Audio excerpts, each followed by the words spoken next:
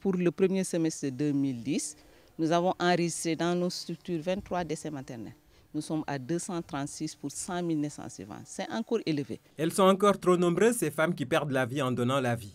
À ce chiffre vient s'ajouter un nombre de morts-nés estimé à 12 pour 1000 pour la région de Saint-Louis. Des indicateurs pas franchement au vert malgré les efforts de l'État et de ses partenaires pour affecter aux structures sanitaires des sages-femmes. Les sages-femmes jouent un rôle capital dans l'amélioration de la santé de la mère et de l'enfant. Vous savez, les sages-femmes font les consultations prénatales. Les consultations postnatales, le programme élargi de vaccination, la planification familiale, les accouchements, les avortements, en tout cas tout ce qui a trait à la santé de la mère et de l'enfant. Fer de lance de la santé de la reproduction, les sages-femmes sont malheureusement en nombre insuffisant. Nous sommes à une sage-femme pour 3276 femmes en âge de reproduction. Il y a un grand fossé entre les normes et ce qui existe au niveau de la région. Donc nous avons beaucoup de défis aussi à relever par rapport à la disponibilité des sages-femmes dans nos structures. Cette faiblesse des effectifs contraint les sages-femmes à une surcharge de travail et les expose au stress fréquent. Beaucoup d'entre elles exercent avec le strict minimum au plan matériel. À Saint-Louis, la situation est en train de s'améliorer avec l'appui de UNFPA. UNFPA a commencé à intervenir dans la région de Saint-Louis dans le cadre de ce 6e programme de coopération avec le gouvernement du Sénégal qui a commencé en 2007 et qui s'achève en 2011. Mais il faut rappeler que cette intervention se fait sur financement de la coopération luxembourgeoise. On sent vraiment la main de l'UNFPA dans la région de Saint-Louis parce qu'avant cela, il n'y avait pas un partenaire au niveau de la région qui nous appuyait concrètement, spécifiquement dans ce domaine. Outre le relèvement du plateau technique de plusieurs structures, UNFPA a ajouté du matériel roulant, ambulances et véhicules de liaison, vélos et outils d'IEC, parmi lesquels des téléviseurs, du matériel informatique et de sonorisation.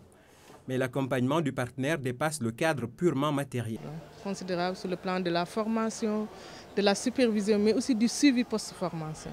Et ça, c'est important. Voici un exemple concret de renforcement de capacité. Ces dames sont toutes des sages-femmes venues des 5 districts de Saint-Louis. Elles participent à un atelier théorique et pratique de quelques jours sur les soins après avortement. L'aspiration manuelle intra-utérine, c'est moins traumatisant et puis ça ne nécessite pas un bloc. Si ces sages-femmes sont formées au niveau des postes, l'hôpital aura moins d'affluence. La formation continue est impérative compte tenu de l'évolution sans cesse des techniques et des connaissances. La santé évolue, les programmes évoluent, les protocoles changent. Il faudrait que des mises à jour se fassent chaque fois pour que les sages-femmes soient au top. Dans les zones rurales encore marquées par les traditions, on note souvent des retards sur les consultations prénatales. Tu vois une femme qui a 9 mois de grossesse, durant tous ces 9 mois, elle ne s'est jamais présentée devant un agent de santé. Ce sont les grossesses non suivies qui nous posent d'énormes problèmes, alors que c'est un nombre excessif. Elles ne sont pas conscientes. Il est clair qu'un bon accueil instaure tout de suite une relation de confiance. Accueillir ma def naa fi ay yuuxu naa lu ne def naa ko waaye bu ma yuuxoo ñu ñëw ne ma muñal rek li ma muñ la boobu ba léegi jàppal nañ ma daal ñoom ñi ñu baax na yàlla na yàlla fay ñoom ñëpp. Après 35 ans de bons et loyaux services, Djelia a ôté la blouse, mais elle a une conviction. C'est surtout le savoir-être qui est très important parce qu'on nous dit en général que les sages-femmes n'accueillent pas bien. C'est la première étape du curatif. Il faut l'avoir dès la formation. Les rigueurs climatiques, l'isolement, le manque de commodité, les conditions de travail poussent certaines à refuser des postes. Déjà, il y a l'éloignement, c'est un milieu très éloigné, avec des conditions climatiques très difficiles. Il y a le vent, la poussière, une chaleur excessive. Vraiment, c'est très dur. Entre une sage-femme qui évolue en ville à Dakar et une sage-femme qui évolue à Pété, ça c'est un grand écart. Il faut des mesures incitatives, il faut des mesures d'accompagnement.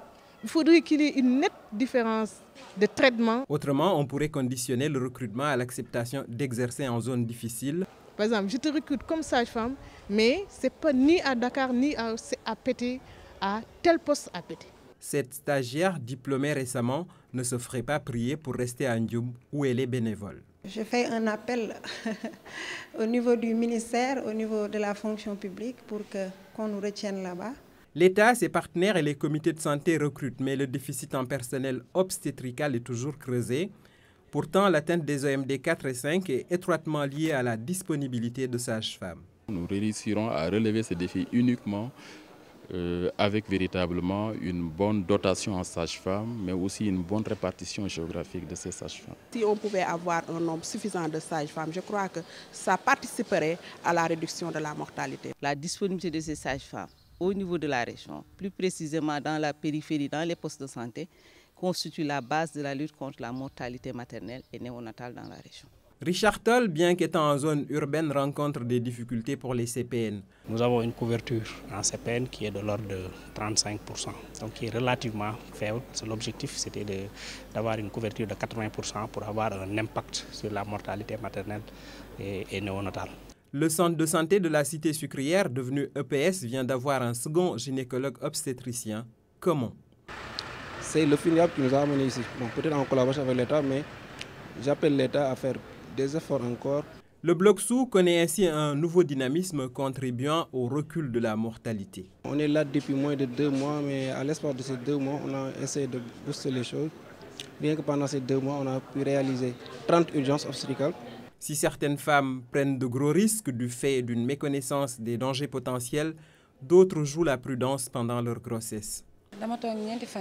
C'est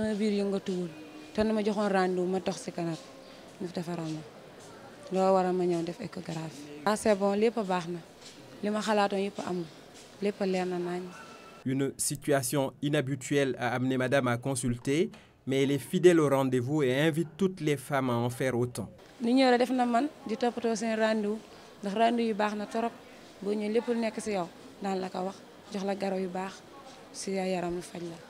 Cet autre qui dit avoir été régulièrement suivi a accouché à domicile. À la suite de complications sérieuses, il a fallu l'évacuer sur Saint-Louis. Département Dagana. Madame Dagana. Waaw. Waaw Njaay ñu wéy ma fi. Métit bi moom yàggul noonu dama commencé métti ma am doom. Ñu ruyel ma ba ma pare ba ma añ ba pare. Affaire bi song ma dab. 2015 n'est plus loin. Les premières lueurs ocre commencent même à embraser l'horizon. Il y a tant à faire en peu de temps qu'une grande offensive SR ne serait pas superflue. Aux premières lignes des dames de cœur, source de vie, les sages-femmes.